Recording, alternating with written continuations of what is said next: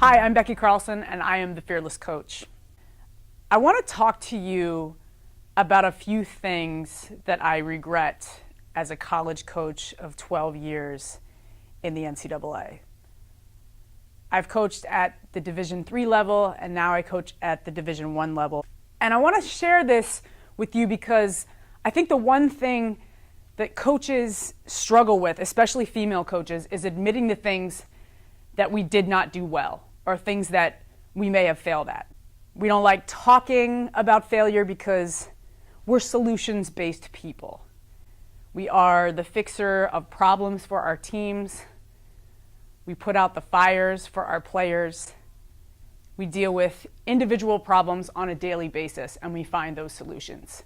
And sometimes I think that we forget that we're in that position to be able to lead our players to their solutions rather than fixing their problems for them. And we naturally just take on these problems as a coach because it's what we do.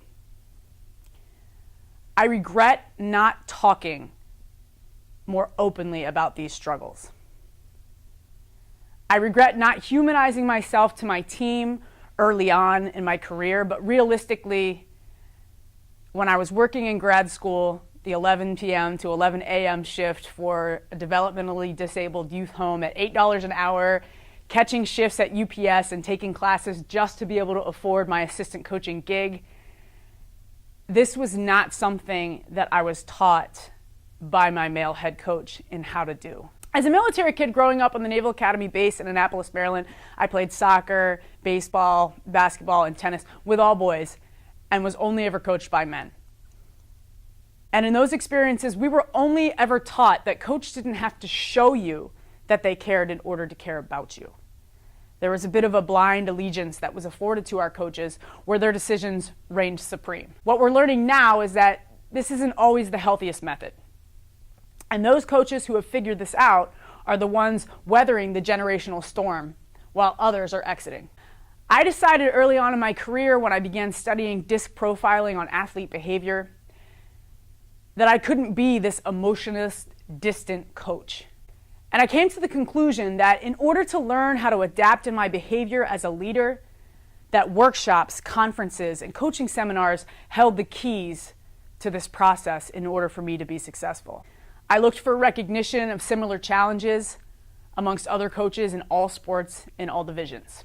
We would come together at these leadership conferences and we would bond over our same struggles that none of us felt comfortable talking about in our own departments. I met and connected with some fantastic coaches. We shared ideas. But shortly after those conferences were over, I was back at square one having the same challenges that no one within my departmental radius would listen to or even have the historical perspective to understand what I was going through as a coach coaching women. My regret is that I kept going to these conferences expecting a different result. And I would watch my time and my money and my energy go down the drain.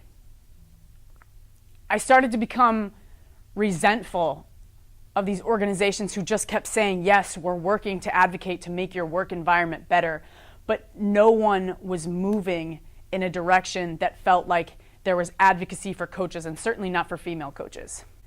No organization was taking on these tough topics, and speaker after speaker, panel after panel, I was just finished. I regret not realizing sooner that these forums were supposed to empower coaches, but they felt quite the opposite. Speakers and organizational leaders were placed on stage and would talk about their success and team culture in a way that made it seem so accessible when the rest of us not at a major Division I in a Tier 1 sport realized that it wasn't accessible. The speakers and organizers had great records, high salaries, had worked 30 plus years to get where they were. There was a great amount of respect I had for them, but it was clear that there was a divide between us. These were not the coaches and administrators who understood what it was like to have to advocate for resources. The days where these speakers had to bring up Title IX issues of disparity or equal pay had been traded for their Tier 1 salaries and their silence. And to be fair, we were just different people. So I held out hope and I waited and I kept attending and I listened. I sat and I waited to see a Division II or Division III coach on a panel who had created success in spite of not having resources or support from their institution. I sat and I waited to hear how a coach could work in an environment that operated in favor of male teams over female teams, revenue sports over non-revenue sports. And I sat and I waited to hear from the coach who had successfully kept their job after simply inquiring about disparity or issues of equality in athletics without being subject to retaliatory behavior. I regret sitting and waiting. I regret sitting and waiting so much that I'm standing and speaking now, not to put a spotlight onto me as another untouchable panelist or speaker, but to find those of you out there to come out from behind the keyboards of social media and email and connect on these subjects so we can be fearless together as coaches. To me, these forums and conferences felt like they were more of the same. They created these unlimited panels to showcase successful people when I needed to hear how others were failing. I needed to know that others were struggling too. It felt so much like these events were designed to draw a very harsh and clear line between us as coaches and administrators that was trying to tell me that I wasn't experienced enough, or I didn't matter enough, or I didn't make enough to be heard or to be up on stage, but that I was permitted to watch. These are the silos that we have created in athletics today. If you're not familiar with the definition of a silo in business, the definition of a silo is an attitude that is found in some organizations. It occurs when several departments or groups within an organization do not want to share information or knowledge with other groups or members inside that organization. So when I recognized these silos, one day I just decided to start writing about issues in athletics because I wanted to connect with people and start talking about solutions instead of just going to conferences with the same tame agendas. So I sat down and in a half an hour, I wrote the open letter to the athlete that we need to stop recruiting. And I watched that go from 300 hits to 500,000 hits. And what I realized from the amount of attention that that specific letter got is that I wasn't the only one struggling. So as a result, I created Fearless Coaching with the idea in mind that we could tackle issues in athletics and we could do it collectively. We could bring back together the concept of administrators and coaches being on the same team rather than the totem pole, the invisible totem pole that exists now with athletic directors, parents and students, coaches, and female coaches. There was a time when athletic administrators were in place to support coaches, and coaches were the only individuals that were there to be of service to the student athlete. Now we have administrators and coaches being the support for the student athlete. There's a prong of support missing in that triangle, which means that if we're both supporting the student athlete solely, who is supporting the coaches? I created Fearless Coaching not to try and create more of me, but to build a pathway to invite people to join me and show them how to be fearless. But this idea is something that seemed impossible. The silos are so strong in both business and in athletics. And then I thought to myself, how could I possibly make a difference in creating more fearless coaches? How could I alleviate them of the fears that they have in coaching now?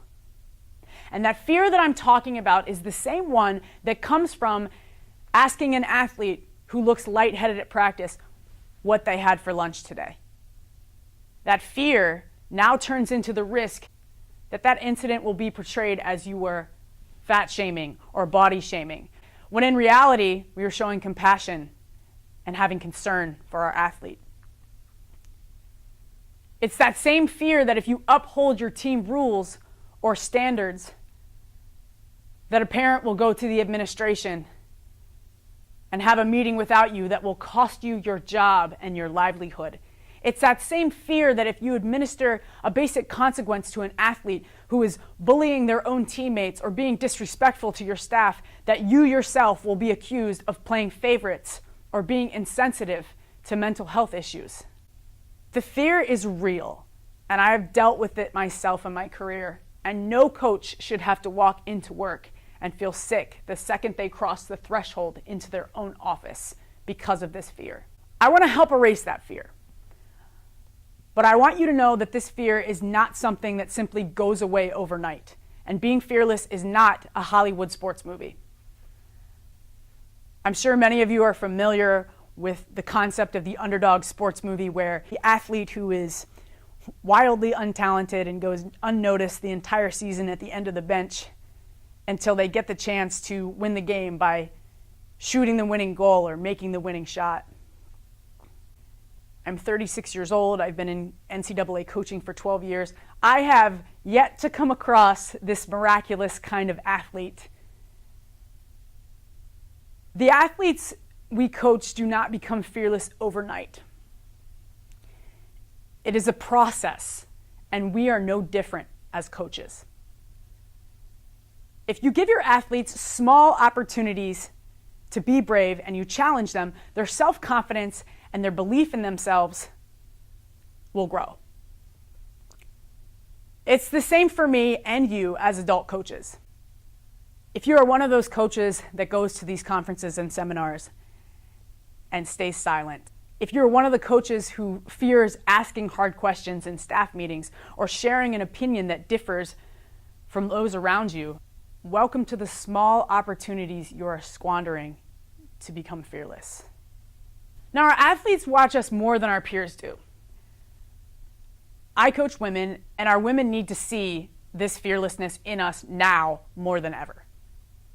So every time I feel that fear that creeps back in when it's necessary to assertively disagree or be open with my thoughts, rather than sending a text message or writing an email, I think of them. I think about how I want my strength to radiate off of me onto them, so they can build up the courage to raise their hand in the job boardroom, so they do not avoid or run from conflict, so they are strong enough to reject inappropriate or unwelcome advances or harassment, or strong enough to leave an abusive relationship. This is a huge reason I am motivated to create more fearless coaches, not for me, but for you and for our athletes. If you're a coach, you already have a reasonable amount of solution potential inside of you. But we often work overtime to try and do it all alone. We figure out how to lead our team with less resources, less administrative support, overly involved parents, and a variety of challenging player personalities and behaviors. This is only part of it, but all of it is attached to the concept of being fearless. This platform invites you to join me in the journey of being fearless. I'm Becky Carlson, the Fearless Coach. Thank you.